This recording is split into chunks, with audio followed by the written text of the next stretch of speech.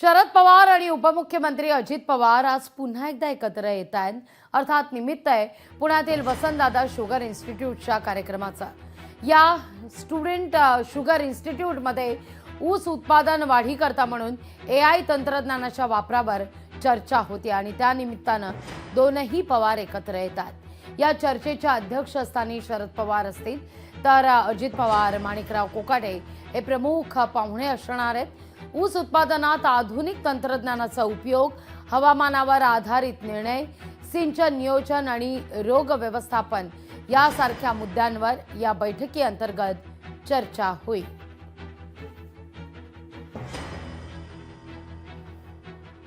या सगळ्याविषयी अधिक माहिती घेण्याकरता थेट जाते आपले प्रतिनिधी चंद्रशेखर वांगे यांच्याकडे. चंद्रशेखर, आपण पाहतोय की गेल्या 2 महिन्यात 7व्यांदा पुन्हा एकदा दोनही पवार एकत्र येतात. शुगर इन्स्टिट्यूटच्या कार्यक्रमानिमित्तानं पुन्हा एकदा 2 पवारांमध्ये साखरपेणी होताना दिसतीये.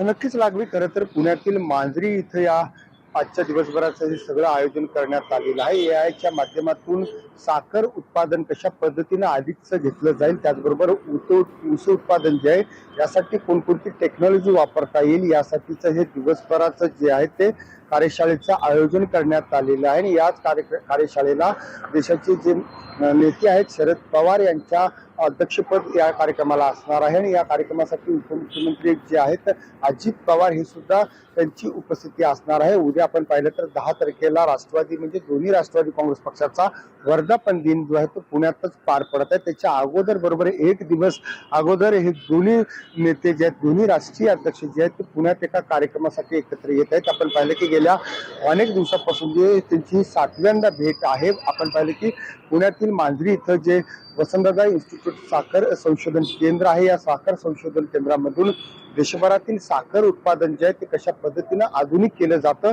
यासाठी हे ओळखलं जातं. आणि याच कार्यक्रमाच्या निमित्तानं हे दोन्ही पवार एकत्र येत असतात. आपण पाहिलं की इकडे ठाकरे बंधू एकत्र येणार का अशी चर्चा सुरू असताना पुण्यात मात्र आज जे आहे ते दोन्ही पवार कुटुंब जे आहे ते एकत्र येत आहेत. कदाचित आपण पाहिलं की अमोल मिटकरींनी सुद्धा आषाढी वारीपर्यंत जे आहेत ते दोन्ही पवार एकत्र येतील असं जे आहे ते भाकीत केलेलं आहे. आणि या सगळ्या भाकितानंतर सुप्रिया सुळेंनी सुद्धा त्यांना या सगळ्याबद्दल आभार मानलेले आहेत. एकंदरीत दोन्ही राष्ट्रवादी काँग्रेस पक्ष, महापालिका जी पुणे महापालिका आणि मुंबई पिंपरी चिंचवड राज्यातील स्थानिक स्वराज्य ज्या संस्था आहेत त्या निवडणुकीमध्ये एकत्र येतील अशी चर्चा असताना आता हे दोन्ही जे राष्ट्रीय अध्यक्ष राष्ट्रवादी काँग्रेस पक्षाचे ते एकत्र आलेले आहेत. या सगळ्या बैठकीमध्ये त्यांची काय चर्चा होईल याकडे सुद्धा आपलं लक्ष राहणार आहे. त्याबाबत अनेक जे राजकीय नेते आहेत त्या सगळ्या बैठकीला.